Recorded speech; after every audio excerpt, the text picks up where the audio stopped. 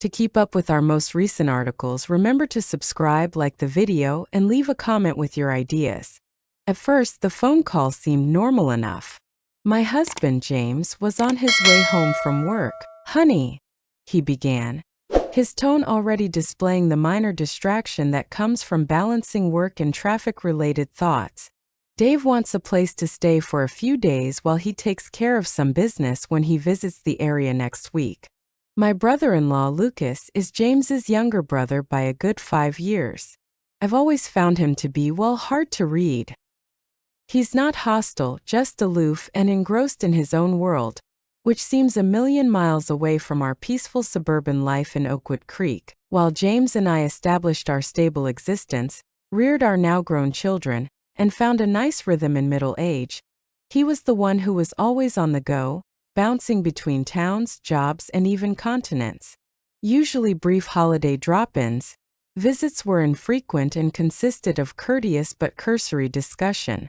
Perhaps seeing him through rose-tinted glasses, James loved his brother and remembered the hero of his youth rather than the rather elusive guy he had grown into. "Oh," I responded, trying to make my voice sound more enthusiastic than I actually felt. "All right, how long?" James told me it would just be 3 or 4 nights. "It'll be all right, Elena. It's nice to properly catch up with him," I said in agreement as I rearranged the guest room in my mind, considered buying food, and wondered if Dave still had that strange dislike of anything green on his plate. I simply didn't know Lucas well, not because I didn't like him. He was present in James's narratives, tales from their early years, or hazy updates about his most recent endeavors, which were mostly tech businesses or consultancy jobs that seemed spectacular but fleeting. He appeared much the same when he showed up the next Tuesday, pulling a damaged bag that looked like it had been through more airports than I had birthdays. Leaner than James, tall and restless, her eyes seemed to survey everything yet rarely settle. He had my husband's sandy hair, but his eyes had creases that suggested late nights or perhaps just more intense life, and his temples were interwoven with more gray. He brought me a bottle of good wine, gave me a brief but awkwardly courteous hug, and then instantly got into casual banter with James, bringing up old inside jokes and recollections. Feeling like an outsider on the periphery of their close-knit community, I busied myself brewing coffee. The first night went as expected. Over dinner, James dominates the conversation with his typical upbeat energy, while they discuss Lucas's nebulous business and their memories of their parents. Lucas was more of a listener than a talker, giving brief answers while frequently averting his eyes from the window and the fading trees in our backyard. I attempted to elicit information from him about his travels, but he gave me succinct, almost evasive responses. It was more of a deeply rooted private habit than rudeness. Bless his heart, James seemed oblivious, content to have his brother present. James said he needed to get ready for an early conference call as I was clearing the table. "You two continue talking," he murmured, giving Lucas a shoulder pat before vanishing into his study. There was an awkward silence. The remnants of his wine swirled in Lucas's glass. The seconds were jammed by the loud ticking of the grandfather clock in the hallway. I began cleaning the counter because the place felt too quiet all of a sudden. After that, Oakwood Creek must appear somewhat drowsy. "Where have you been lately, anyway?" A little, almost startled smile touched his lips as he looked up. He admitted that it's unusual, but it's quiet. That night, I saw something unexpected in his eyes when they first met mine directly. A glimmer of fatigue, perhaps loneliness, but not restlessness. It was gone as fast as it had come, replaced by that old protective expression. "James looks content here," he continued, turning back to the window. "We have a lovely life," I added quietly, "and he is." Did I come across as defensive? Perhaps. Lucas simply gave a slow nod. Unspoken things seemed to permeate the air between us. Suddenly, there was a faint hum of tension that I couldn't quite identify in the cozy silence of our house. It was more inquisitive than unpleasant. I couldn't help but worry about the man behind the courteous exterior, the brother who appeared to be both a part of and completely distinct from the life James and I had created. Lucas and I had to get through the morning when James left early the following day for work. I thought Lucas would hide in the guest room, disappear, or perhaps go about his enigmatic business. Upon my descent, I saw him in the kitchen, sipping a cup of coffee and gazing out at the backyard bird feeder with a contemplative look on his face. He had previously prepared a fresh pot, which was a little but unexpected gift. "Good morning," I said, pouring a cup for myself. "Do you sleep well?" He turned away from the window and answered, "Like a log. The luxury of your guest's bed is perilous." His entire face softened the lines as he smiled, this time with genuineness. "I'm happy to hear that." I chuckled a little. "Enjoy your breakfast. Fruit, yogurt, and cereal are available. For the moment, coffee is ideal." "Thank you," he said. For a few minutes, we drank our coffee in friendly silence.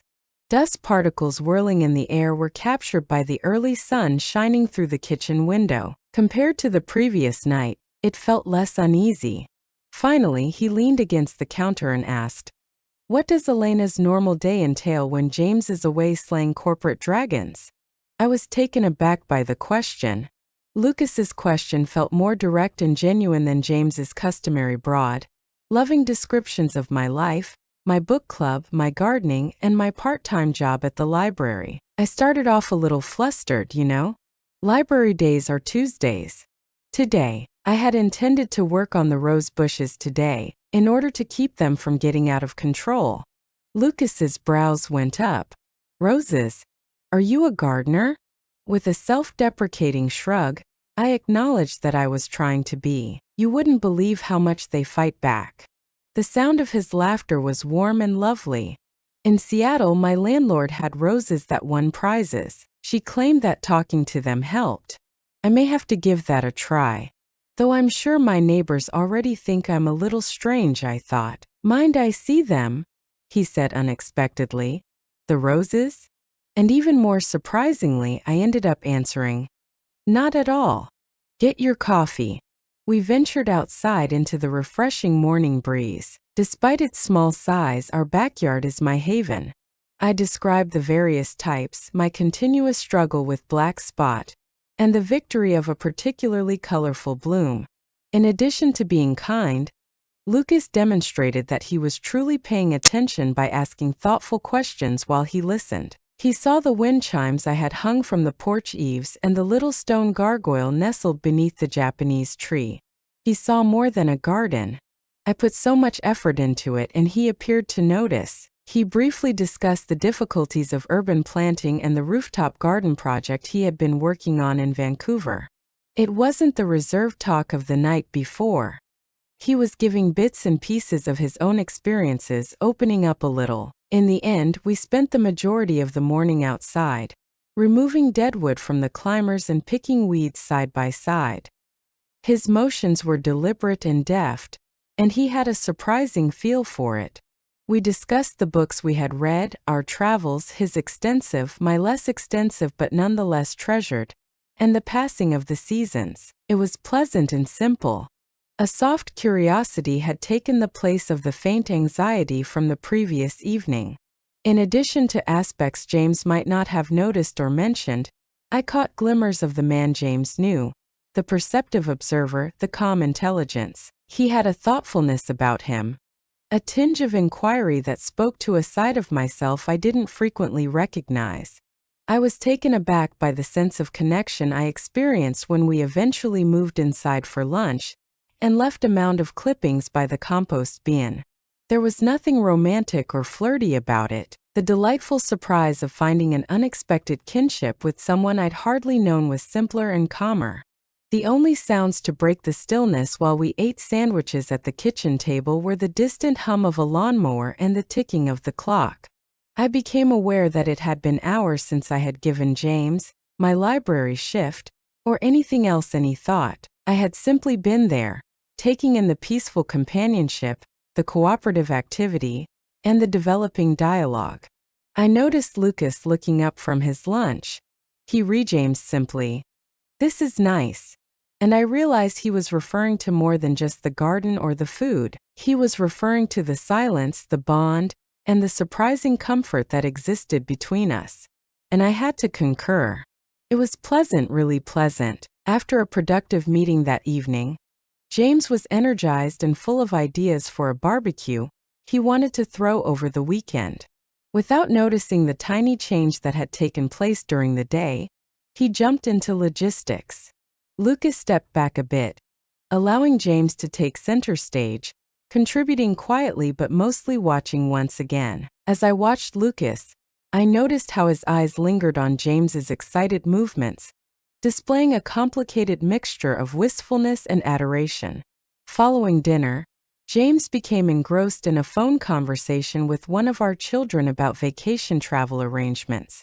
Lucas was looking through a book he had taken from my book club stack, a book about dealing with midlife transitions by the fireplace. Although I was supposed to be reading the newspaper, my focus kept straying.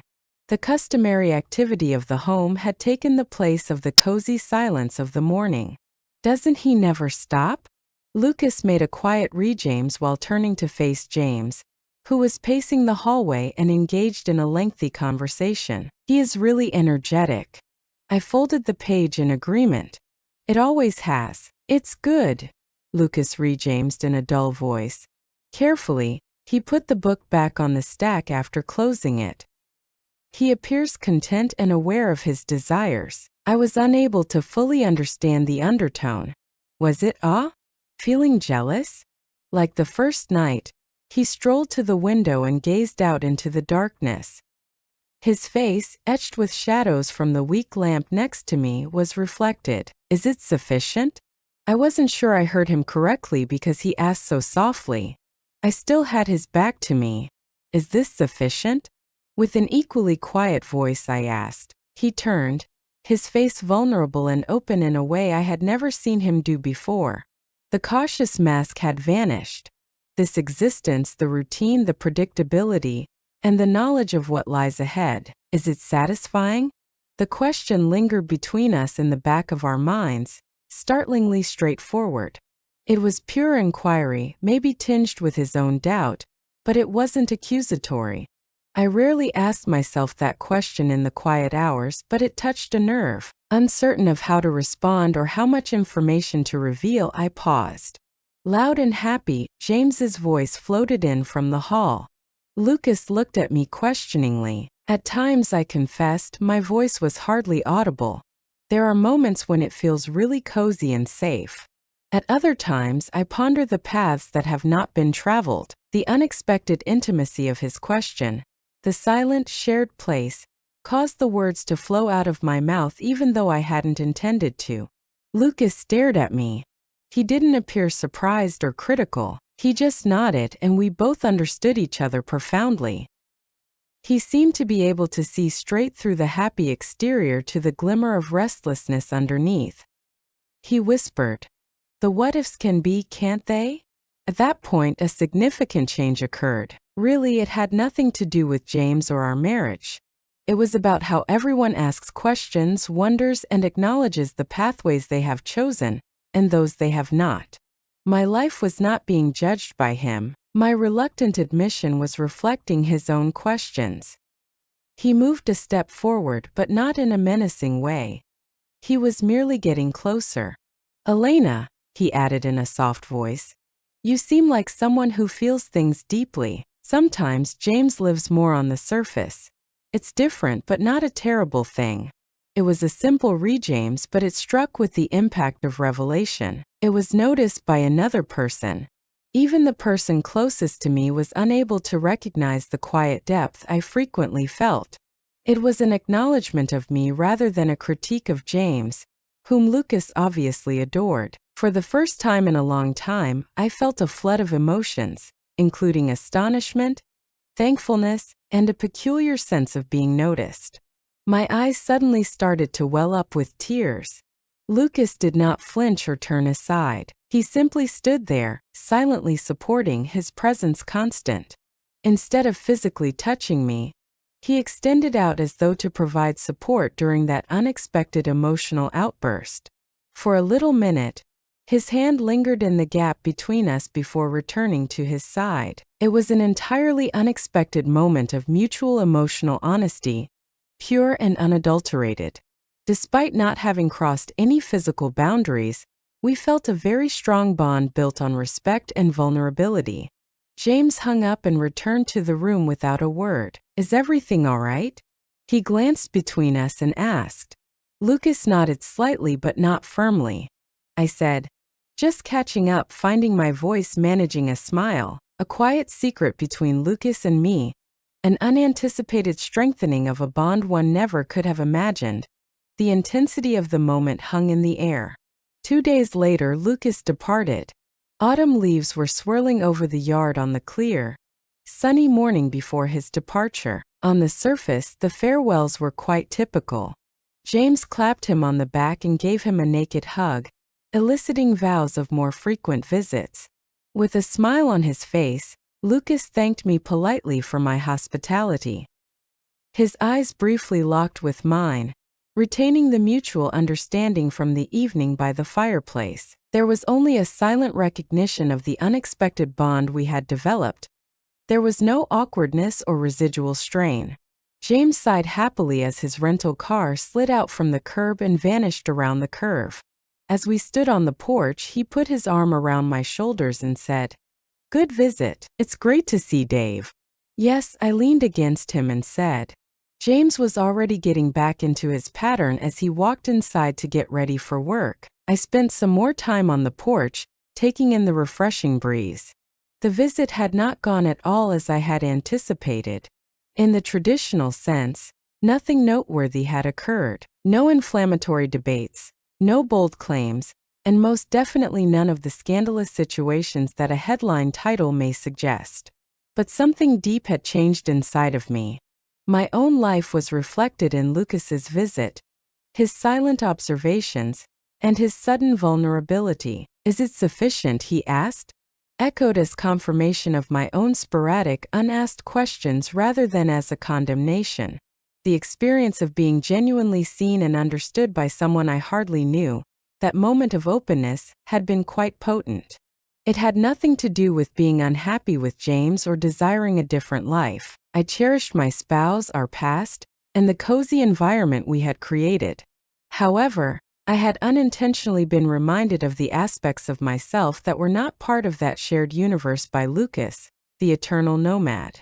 The reflective side, the woman who nevertheless occasionally pondered the possibilities, recognizing and appreciating my inner depth and accepting the calm restlessness as a natural element of being alive and contemplative, rather than as a sign of discontent, was more important than looking for something more elsewhere.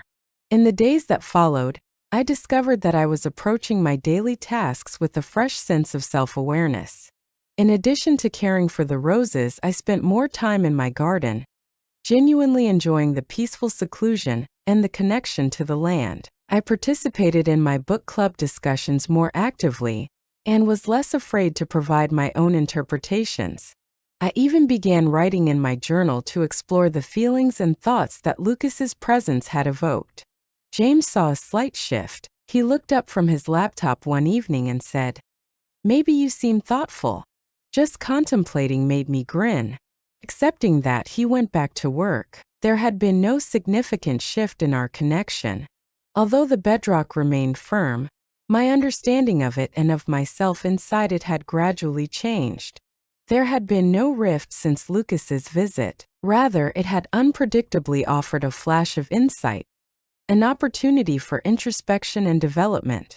It served as a reminder that connections may be made in unexpected ways, and that seeing someone on a different road for even a short time can actually reveal your own priceless ways. It was a silent, inward blossoming, a profoundly emotional encounter based on respect for one another, and the unexpected realization of our common humanity, not the dramatic story the title may imply. And sometimes the story